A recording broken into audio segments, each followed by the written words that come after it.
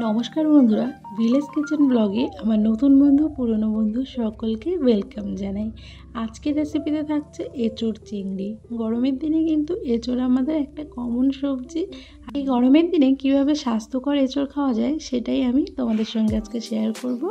প্রথমে অনেকটা এঁচোড় কাটা হয়ে গেছে, এঁচোড়গুলো ছোট ছোট করে কেটে নিয়েছি এবং এখন আমি এটা প্রেসার কুকারে 3-4টে সিটি দিয়ে সেদ্ধ করে নেব। এঁচোড়টা তোমরা কড়াইতে ভাপিয়েও নিতে পারো, আমি এখানে প্রেসার কুকারে সেদ্ধ করে নিচ্ছি। যে সকল বন্ধুরা আমার চ্যানেলটিকে সাবস্ক্রাইব করেছো তাদের সকলকে অনেক অনেক ধন্যবাদ, আর যারা এখনও করোনি তাদেরকে কিন্তু সাবস্ক্রাইব করার অনুরোধ রইল। তো চলো পুরো ভিডিওটা দেখতে থাকো স্কিপ না করে। এর মধ্যে আমি লবণ আর জল দিয়ে সেদ্ধ করার জন্য প্রেসার কুকারে দিয়ে দিয়েছি। এর মধ্যে সামান্য হলুদ গুঁড়োও দেওয়া যেতে পারে, তাহলে কিন্তু এঁচোড়ের কালারটা সুন্দর আসবে। আমি আজকে হলুদ ব্যবহার করলাম না, এইভাবেই আমি সেদ্ধ করে নেব। তো দেখো সেদ্ধ করা হয়ে গেছে, হলুদ না ব্যবহার করার কারণে এরকম একটা কালার ছেড়েছে। এরপরে আমি পরিমাণ মতো চিংড়ি নিয়ে নিয়েছি আর কিছু আলুর টুকরো করে নিয়েছি, এছাড়া করে নিয়েছি পেঁয়াজ কুচি এবং সামান্য পরিমাণ মশলা।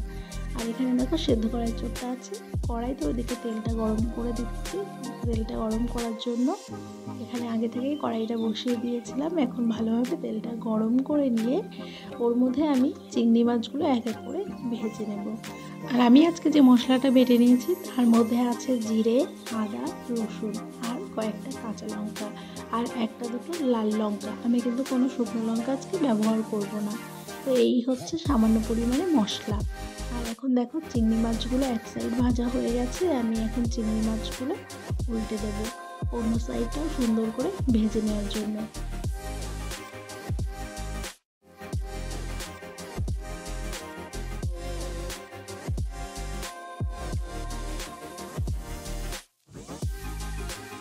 চিংড়ি মাছটা কিন্তু খুব কড়া করে ভাজার প্রয়োজন নেই, দু সাইডে ওলট পালট করে একটু ভেজে নিলেই হয়ে যাবে। তো চিংড়ি মাছগুলো আমার ভাজা হয়ে গেছে, আমি এখন তেল থেকে তুলে নেব এগুলোকে।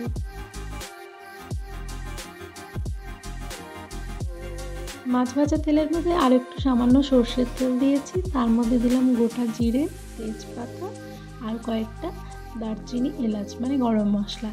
তো এরগুলো দিয়ে ভালো করে নাড়িয়ে তার মধ্যে দিয়ে দিলাম পেঁয়াজ কুচিগুলো। এখন পেঁয়াজ কুচিগুলো দিয়ে কিছুক্ষণ হালকা ভেজে নেব।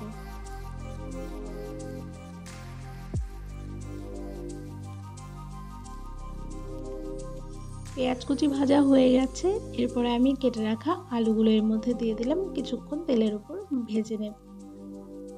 গরমের মধ্যে যেহেতু স্বাস্থ্যকর খাবার খেতে হবে তার জন্য কিন্তু তেল মশলা বেশি ব্যবহার করব না, অল্প তেল মশলায় আজকে রান্নাটা শেষ করব। তো এরপরে দিলাম হচ্ছে সামান্য পরিমাণে হলুদ গুঁড়ো এবং একটু লবণ। এটা দিয়ে ভালো করে আলুটা নাড়িয়ে চাড়িয়ে কিছুক্ষণের জন্য পেঁয়াজের সঙ্গে ভেজে নিয়েছি। তারপরে দিলাম বাটা মশলাটা, আর বাটা মশলাটা কতটা দিলাম সেটা তোমরা বুঝতেই পারছো, একদম অল্প একটু মশলাই ইউজ করছি আজকে। এরপরে মশলাটা ভালো করে কষিয়ে নেব কিছুক্ষণের জন্য। তো এইভাবে নাড়িয়ে চাড়িয়ে কষিয়ে নিই কিছুক্ষণের জন্য। আর মশলাটা যত ভালোভাবে কষানো যাবে সবজির টেস্টটা কিন্তু তত বেশি ভালো আসবে। তো মশলাটা একটু কষিয়ে আসলে তারপরে দেখো আমি এর মধ্যে ওই মিক্সি ধোয়া জলটা দিয়ে দিলাম। তো ওর মধ্যে বেশ খানিকটা মশলা ছিল, তো এখন আমি আরও একটু ভালো করে কষিয়ে নেব। এর মধ্যে একটু হলুদ গুঁড়ো দেবো, আগে একটু অল্প দিয়েছিলাম, এখন আর একটু সামান্য হলুদ দিলাম। এর মধ্যে দিলাম এবার মগজ বাটা। মগজ বাটাটা কিন্তু এই এঁচোড় চিংড়ির মধ্যে দিলে এঁচোড়ের টেস্টটা কিন্তু দারুণ আসে। তো মগজ দিলাম, তো মগজের বাটি দিয়ে একটু জলও দিয়ে দিলাম। এবার আমি সুন্দর করে কষিয়ে নেব।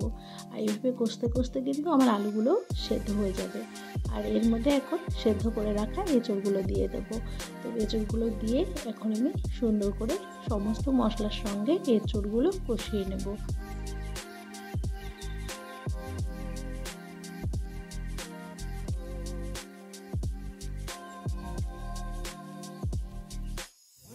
যেহেতু আমি আজকে অল্প মশলা দিয়ে এঁচোড়টা তৈরি করছি তার জন্য কিন্তু এঁচোড়টা আজকে খুব বেশি কালারফুল হবে না, এবং সেই মশলার একটা গ্রেভি, সেই গ্রেভিটাও কিন্তু তৈরি করব না।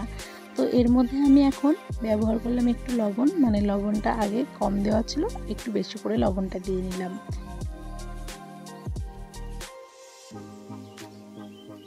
এরপরে এঁচোড়টা কিছুক্ষণের জন্য কষিয়ে নিয়ে এর মধ্যে আমি দিয়ে দিলাম সামান্য পরিমাণে জল। এঁচোড়টা তো আগে থেকেই সেদ্ধ হয়ে আছে, তো এঁচোড়টা ভালো করে জাল করার জন্য পরিমাণ মতো জল দিয়ে দিয়েছি। তো এখন আমি সুন্দর করে এঁচোড়টা ভালোভাবে জাল করে নেব।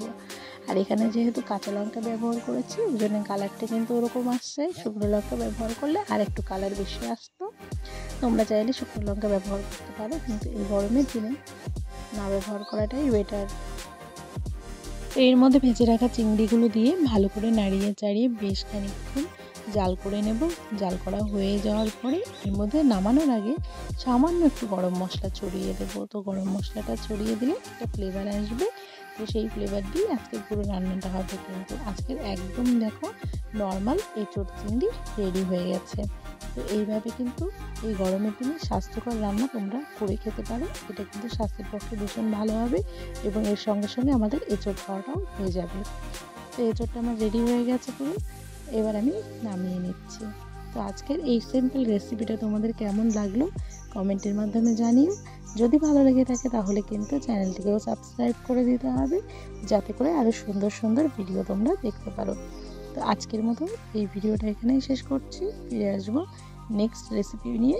তো ততক্ষণ তোমরা ভালো থেকো, সুস্থ থেকো, সবাইকে টাটা।